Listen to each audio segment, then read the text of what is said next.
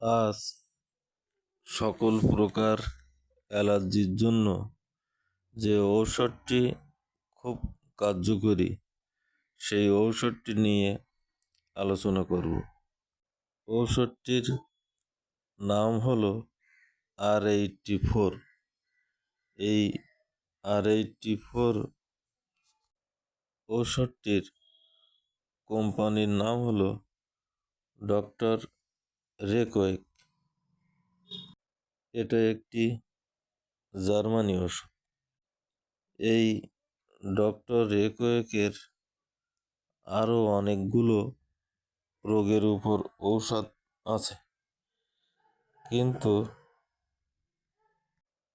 অর্ধেকের বেশি ঔষধ আমার কাছে পছন্দের না। তবে R84 মেডিসিনটির কম্বিনেশনটা এমনভাবে করেছে যা আমার কাছে বাজারে যতগুলো কম্বিনেশন মেডিসিন আছে অ্যালার্জির জন্য, তা থেকে এটাকে আমার সর্বশ্রেষ্ঠ ঔষধ বলে মনে হয় এবং এর কাজও খুব চমৎকার।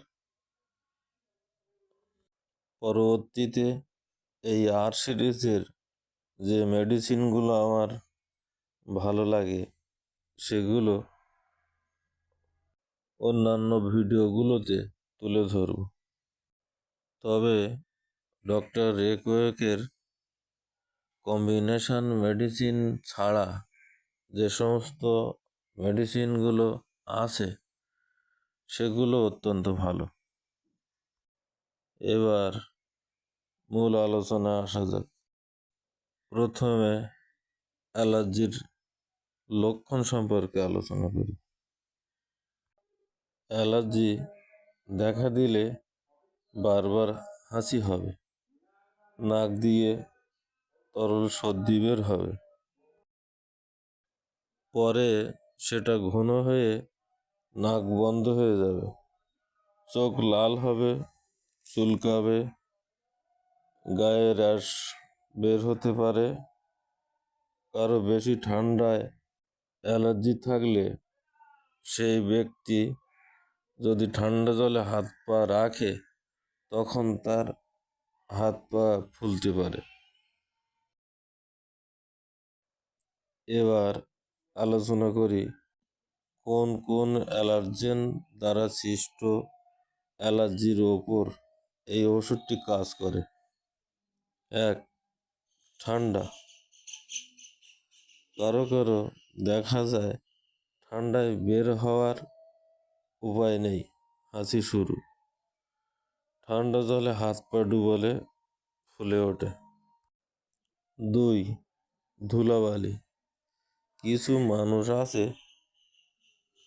তাদের ধুলাবালির ভিতর যাওয়ার উপায় নেই, ধুলাবালির সংস্পর্শে গেলে হাঁচি শুরু হয়ে যাবে। 3.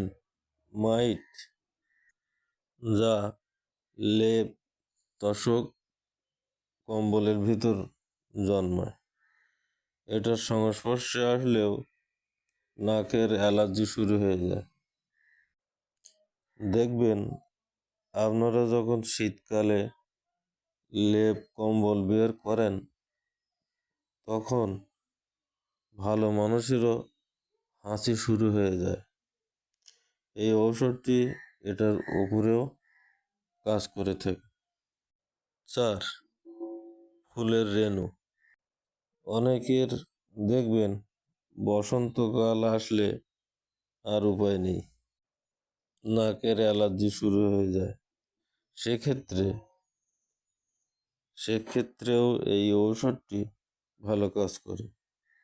5. খাদ্যের অ্যালার্জিতে এটা কাজ করে, তবে এক্ষেত্রে এর সামান্য সীমাবদ্ধতা রয়েছে। 5. বংশগত অ্যালার্জি। বংশগত অ্যালার্জিতেও এই ঔষধটি সমানভাবে কাজ করে থাকে। এবার আমি যেভাবে এই ঔষধটি রোগীকে দেই, এখন সেটা নিয়ে আলোচনা করি।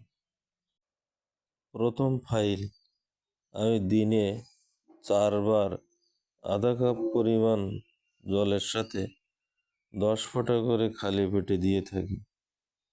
প্রথম ফাইল শেষ হলে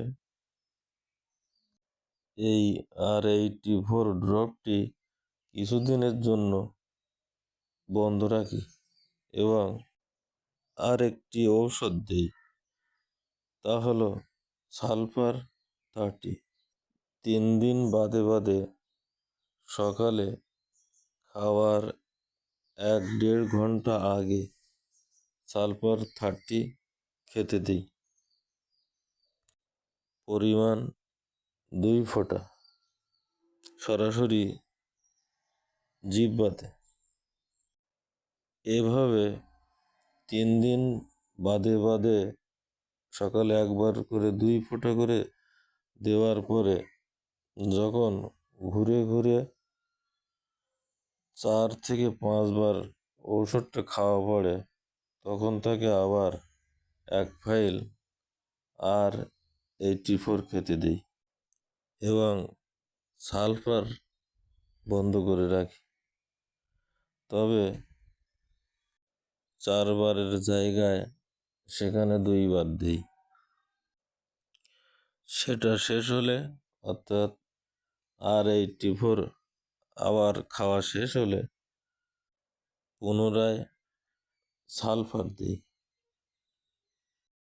একই নিয়ম, 3 দিন বাদে বাদে 2 ফোঁটা করে, 4-5 দিন। 4-5 দিন হয়ে গেলে আবার তাকে সালফার বন্ধ রেখে R84 ঔষধটি দিই। আর এভাবে ঔষধ দুটি ঘোরাতে থাকি 5-6 মাস পর্যন্ত। রোগীকে বিদায় দেওয়ার আগে অনুরোধ করি যে ঔষধ যে পরিমাণে আমি দিয়েছি তার বেশি যেন সে না খায়, বিশেষ করে সালফার নামের ওষুধটি। তবে যদি কোনো ব্যক্তি খুব পরিষ্কার পরিচ্ছন্ন হয়, অর্থাৎ কিছুতে হাত দিলে 5 বার হাত ধুতে হয়, এমন রোগীকে আমি সালফার দেই না। সেক্ষেত্রে শুধু তাকে R84 দেই। এখানে আমি ঔষধের যে ডোজ উল্লেখ করেছি, এটা শুধুমাত্র বড়দের জন্য।